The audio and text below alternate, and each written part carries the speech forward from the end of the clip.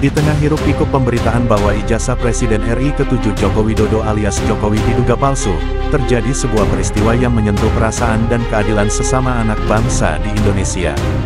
Yakni penangkapan Charlie Chandra oleh Polda Banten atas dasar laporan PT Mandiri Bangun Makmur atau PT MBM bahwa Charlie telah memalsukan dokumen sertifikat hak milik nomor 5-Lemo atas nama ayahnya sendiri, Sumita Chandra. Charlie hanya seorang pengusaha IT yang tiba-tiba maju di depan untuk memperjuangkan haknya sebagai salah satu ahli waris dari tanah dengan sertifikat hak milik nomor 5-Lemo tersebut. Tanah ini memiliki luas 8,71 hektar dan berlokasi di Desa Lemo, Kecamatan Teluk Naga, Kabupaten Tangerang, Banten. Tanah ini dibeli ayah Charlie pada tahun 1988 dari seseorang yang bernama Hairil Wijaya, akan tetapi tanpa disangka-sangka puluhan tahun kemudian, ketika kawasan Desa Lemo masuk area pengembangan proyek Pantai Indah Kapuk 2 atau PIK 2, tanah itu menjadi bermasalah, bahkan membuat ayah Charlie meninggal di Australia dalam status DPO atau daftar pencarian orang, dan membuat Charlie ditangkap dan ditahan Polda Banten. Pasalnya, sebagaimana diakui Charlie, sebelum tanah itu dibeli ayahnya, ternyata ada masalah antara Hairil Wijaya dengan Paul Chandra sebagai pemilik tanah yang pertama. Karena ketika Paul menjual tanah itu kepada Hairil, dia memalsukan cap jempol pada akta jual beli tanah itu, karena di sertifikatnya, tanah itu atas nama Tepit Nio, orang yang menggarap tanah milik Paul tersebut. Di pengadilan, ketika dijadikan saksi, Tepit Nio mengakui kalau tanah itu milik Paul Chandra, akan tetapi Paul tetap dinyatakan bersalah karena memalsukan cap jempol. Sekarang mari kita bandingkan keterangan pres polisi setelah Charlie ditangkap pada tanggal 19 Mei tahun 2025 yang lalu, dengan keterangan Charlie ketika kami wawancarai. Di antara kedua versi ini, manakah yang benar? Dan benarkah tidak ada kriminalisasi?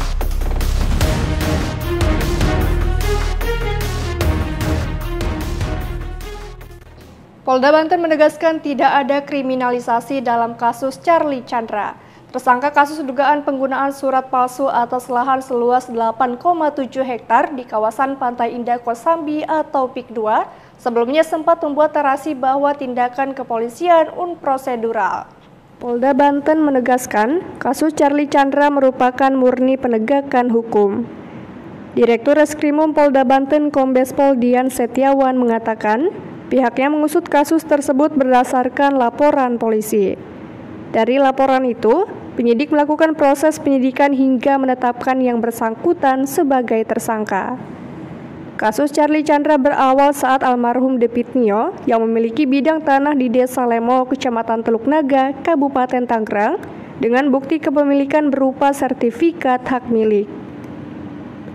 Tanah tersebut kemudian diklaim milik Hairil Wijaya berdasarkan akta jual beli dengan Tepit Nio.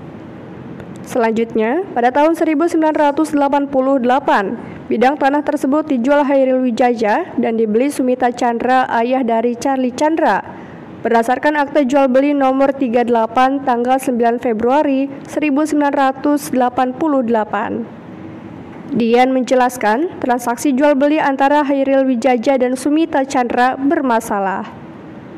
Sebab, Tepit Nio sama sekali tidak menjual tanah tersebut.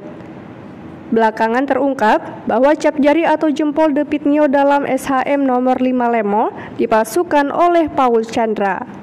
Selanjutnya, SHM tersebut digandakan Paul Chandra kepada Hairil Wijaya. Dian mengatakan, pada tanggal 16 Desember tahun 1993 telah terbit putusan pengadilan yang menyatakan bahwa terdakwa Paul Chandra bersalah melakukan tindak pidana pemalsuan. Dalam sidang, Paul Chandra mengakui membuat cap jari atau jempol palsu di akta jual beli tanah. Adanya klaim Hairil Wijaya membuat ahli waris Tepit Nio melaporkannya ke Polda Metro Jaya pada tanggal 19 Juni tahun 2014. Selain Hairil Wijaya, ahli waris juga turut melaporkan Sumita Chandra ke polisi. Dari laporan tersebut, perkara itu telah dinyatakan P21 oleh jaksa. Namun, setelah berkas lengkap, Sumita Chandra melarikan diri ke Australia dan meninggal dunia pada 16 November tahun 2015. Dian mengatakan, Charlie Chandra diduga masih menyimpan dan menguasai tanpa hak atas SHM nomor 5 Lemo dan bertindak seolah-olah sebagai pemilik sah. Jadi intinya kita menangani sebuah perkara ini memang ini ada laporan polisi, bukan kriminalisasi. Bahkan laporan polisinya pun dibuat di Polda Metro. Dari Polda Metro dilimpahkan kepada kita karena TKP-nya adalah BPN Kabupaten Serang pada saat dilakukan Tangerang pada saat mau dilakukan balik nama. Teman-teman, saya ingin menjelaskan tanah seluas 8,71 hektar ini bermula dari sekitar depan saya sampai ke belakang, kemudian sampai ke belakang sana, tengah-tengah jembatan, jalanan ini juga, dan sampai ke seberang juga. Tapi tidak ada bangunan di seberang, yang sudah dibangun hanya jembatan dan jalanan. Ruko-ruko di depan tidak termasuk. Nah, kenapa saya tahu ini adalah lokasinya? Karena saya lihat dari Google Map. Dari Google Map kita sudah bisa lihat perubahannya selama 10 tahun terakhir. Nah, ingin saya jelaskan bahwa saya sebagai ahli waris, nah tanah ini bukan saya yang beli, tapi ayah saya yang beli tahun 1988. Itu berdasarkan AJB, jadi ini sudah ada sertifikatnya. Sertifikat ini sudah diagunkan juga ke BCA, bahkan sudah hampir kebakaran, jadi udah sangat berumur. Tapi sayangnya saya sudah tidak ada lagi sertifikat asli ini karena saya harus serahkan sebagai syarat pembebasan saya di Polda Banten. Jadi yang saya hanya ada adalah fotokopinya. Nah, pada waktu sekitar 2013, ayah saya terima SMS dari Ali Hanafi Ali Jaya, yang intinya empang kami seluas 8,8 hektar itu masuk ke dalam SK mereka, dan mereka adalah pihak pembeli. Nah, di situ sudah ada penawaran jual beli, namun tidak berhasil, tidak ada kesepakatan. Namun sebelumnya kami sudah terima SMS dari penyewa empang kita. Selamat malam bos, saya mau kasih kabar mengenai empang si bos sudah dikuasai oleh preman. Terus karyawan saya juga sudah diusir. Ini pada tahun 2013, Maret 2013. Nah, buktinya ada di sini semua. Ini SMS-nya juga ada semua. Nah, kemudian itu kan tahun 2013. 2013 itu sudah ada penawaran jual beli, sudah dikuasai lebih dahulu. Kemudian tahun 2016 tanah ini sudah dijual-jualin ke publik, ke umum. Ini adalah buktinya, bukti penjualannya, PPJB. Nah, yang ini adalah yang 08 yang ini. Waktu itu sudah dijual belikan dengan harga kalau nggak salah 24 juta per meter. Nah, namun kami tidak pernah menghubungi Agung Sedayu, tidak pernah menuntut, tidak pernah apapun, tidak pernah menghubungi minta ganti rugi. Ketika tahun 2021 Pak Ali Hanafiah menghubungi saya kembali dengan tujuan penawaran jual beli. Ini ada buktinya. Nah, Pak Ali Hanafiah ini sudah menekankan, sudah saya tegaskan proses AJB bisa asal sudah ada kesepakatan. Katanya kalau tidak mau diterima, maka mereka akan proses hukum. Gitu. Dan itulah yang terjadi. Sebentar Pak Charlie, Pak Ali Hanafiah itu siapa? Pak Ali Hanafiah waktu itu saya ketemu di kantor PIK 2. Oke. Jadi saya asumsi adalah dia bagian dari PIK 2. Gitu. Pengacaranya kah atau direkturnya? Setahu saya dia bukan pengacara, tapi setahu saya dia itu hanya broker kali ya, broker untuk membebaskan tanah. Tapi karena dia sering bersamaan dengan bosnya Agwan, jadi saya berasa dia itu mungkin sebagai orang tangannya Agwan lah.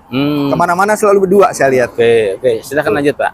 Ya, nah karena kami menolak penawaran jual beli tersebut, maka dikoreklah kasus lama. Ini kasus pidana, pidana 596.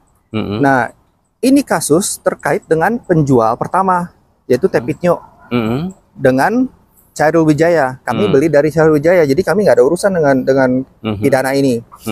Nah, kasus pidana inilah yang selalu digoreng oleh mereka sebagai bukti. Contohnya, misalnya kami adalah maling, kami adalah mafia tanah, dan lain-lain. Padahal kalau saya lihat di putusannya di sini, ini adalah hukuman pidana terhadap orang yang kami tidak kenal, dan juga di sini tidak menyatakan bahwa tidak memerintahkan BPN untuk membatalkan sertifikat kami, membatalkan AJB kami. Tidak ada perintah tersebut. Ini karena ya putusan pidana ya, bukan putusan perdata. Nah, kemudian pemilik tanah ini yang namanya Tepitnyo, dia berusaha untuk menghibah tanah ini ke Vera. Nah, Vera ini adalah saudara dia. Gitu. Jadi narasi yang selalu dibikin oleh Muanas Alaidit bahwa Vera ini adalah boneka yang diciptakan untuk memenangkan kami di pengadilan itu salah. Karena dia menerima hibah melalui akta hibah yang sah. Gitu. Nah, di tahap pertama, waktu ketika Vera menggugat ayah saya, di tahap pertama kami kalah. Ini perdata, ini kalah. Karena ini kalah, artinya AJB ke Cahyowijaya dan ke ayah saya itu batal. Nah, ini di putusannya. Tapi ayah saya banding. Jadi karena ayah saya merasa dirugikan, dia banding. Banding tersebut putusannya adalah menang. Di banding tersebut sudah menang. Dan di sini sudah dinyatakan, saya bacakan ya, menimbang bahwa walaupun ada putusan perkara pidana Pengadilan Negeri Tangerang nomor 596 tentang bahwa cap jempol Tepitnyo dipalsukan, akan tetapi apabila dihubungkan dengan data yang termuat dalam surat kuasa 18 dan 17 tersebut di atas, maka jelas Tepitnyo mengetahui dan menyetujui balik nama atas sertifikat tanah milik nomor 5 bekas milik Tepitnyo dari Cahyowijaya. Nah, dengan demikian Pengadilan Tinggi berpendapat bahwa bukti putusan dalam perkara nomor 596 dikesampingkan. Jadi yang selalu selama ini digoreng oleh Muanas Alaidit, putusan pidana itu sudah dikesampingkan oleh putusan perdata. Ya. Bahkan di putusan perdata ini sudah dinyatakan bahwa pertama, akte jual beli dari Chairil ke ayah saya itu sah. Akte jual beli dari Tepitnyo ke Cahyowijaya itu sah. Itu sudah ada di dalam putusannya. Dan juga disebut jual beli sudah sesuai dengan prosedur hukum yang ditentukan. Putusan pidana nomor 596 dikesampingkan oleh hakim. AJB sah dan mengikat menurut hukum. Dan disebut juga bahwa Sumita Chandra dikualifisir sebagai pembeli yang beretikat baik yang harus dilindungi menurut hukum. Maka saya sangat bingung kenapa Muanas Alaidit selalu mencemarkan nama baik keluarga kami dengan menuduh kami adalah maling. Karena seharusnya dia sudah membaca putusan ini. Dia kan magister hukum, dia bisa baca putusan ini. Dan di putusan ini sudah jelas. Kemudian Vera kasasi kalah. Kita menang, Vera kalah. Kemudian ada PK kita menang. Setelah itu sudah tidak ada putusan perdata lagi, sudah tidak ada masalah lagi. Namun tiba-tiba BPN mengeluarkan surat membatalkan kepemilikan kami. Ini di tahun 2023, 3 Maret 2023. Dan di putusan ini kami sama sekali tidak pernah diundang dan sama sekali tidak mencatat adanya putusan 726 yang barusan saya sebut. Disembunyikan. 2 bulan setelah SK pembatalan ini keluar, kira-kira bulan Juni atau bulan Juli, keluarlah SHGB atas nama PT Mandiri Bangun Makmur. Hanya dalam waktu 2-3 bulan sudah keluar sertifikat itu. Itu adalah SHGB nomor 502. Nah, saya sangat apresiasi dengan Bapak Presiden Prabowo dan juga dengan Bapak Nusrin Wahid yang mengatakan, Nusron Wahid yang mengatakan ini dalam videonya barusan dan kami masih punya Nusron Wahid mengatakan dan kami masih punya kewenangan itu untuk membatalkan sertifikat. Ini terkait sertifikat SHGB yang di atas laut yang kita dengar hari ini akan dibatalkan. Sertifikat ini terbit tahun 2023 berdasarkan PP. Kalau selama sertifikat itu belum usia 5 tahun dan ternyata dalam perjalanan terbukti secara faktual ada cacat material, cacat prosedur dan cacat hukum, maka dapat kami batalkan tanpa proses pengadilan. Tapi kalau sudah usia 5 tahun harus perintah pengadilan. Nah, Pak Nusron, sertifikat kami sudah hak milik selama 35 tahun. Tapi dibatalkan begitu saja tanpa putusan pengadilan. Secara sepihak. Betul, secara sepihak. Nah, saya senang dengar Pak Nusron bilang pada pihak-pihak yang terlibat dalam proses penerbitan sertifikat tersebut akan kami tindak sesuai dengan undang-undang yang ada. Dengan pasal berlapis-lapis, katanya. Jadi saya sangat apresiasi kepada pemerintah yang sekarang, karena sepertinya Pak Prabowo sudah menyatakan untuk mengevaluasi seluruh proyek PIK 2 dan untuk berfokus keadilan dan dampak positif bagi rakyat. Jadi dalam halnya tidak hanya di tanah-tanah lahan yang di laut saja, Betul, tapi juga yang termasuk di darat, yang termasuk Betul. miliknya Pak betul, Charlie. betul. Nah, Pak Nusron dan Pak Presiden Prabowo, kenapa saya menjelaskan ini? Karena selama ini yang digoreng oleh pihak Agung Sedayu atau kuasa hukum PIK 2 itu informasi yang sangat salah. Sedangkan saya mengatakan semua ini berdasarkan putusan pengadilan yang sudah sah. Kok bisa ya putusan pengadilan yang sudah sah tapi tetap kami kehilangan hak milik? Nah, inilah yang menjadi problem di PIK 2 saat ini.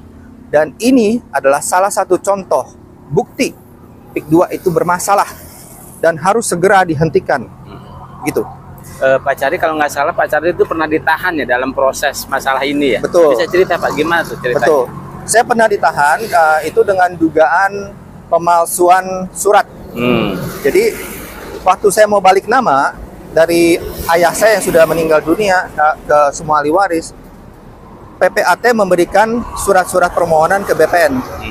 Belum sempat diproses, tiba-tiba surat itu beralih ke pelapor. Nah, siapa pelapor ini?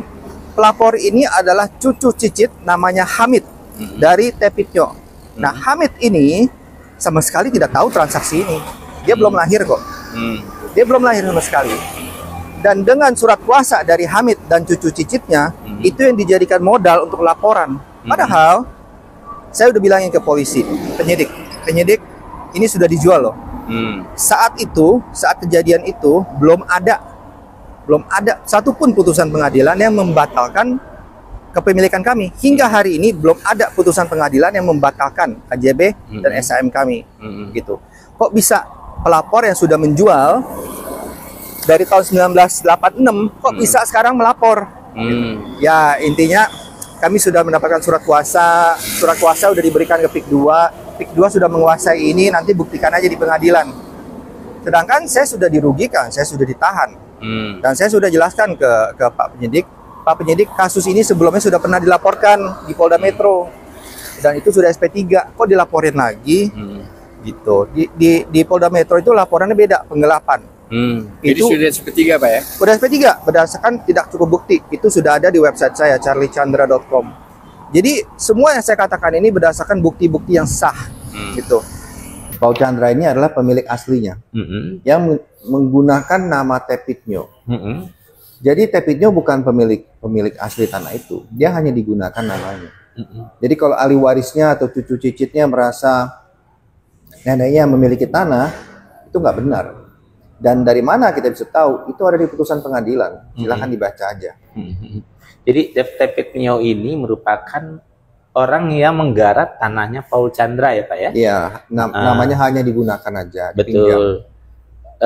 Nah, kasus ini pun bergulir karena ahli warisnya Tepitnyo itu menganggap bahwa tanah itu adalah tanah neneknya.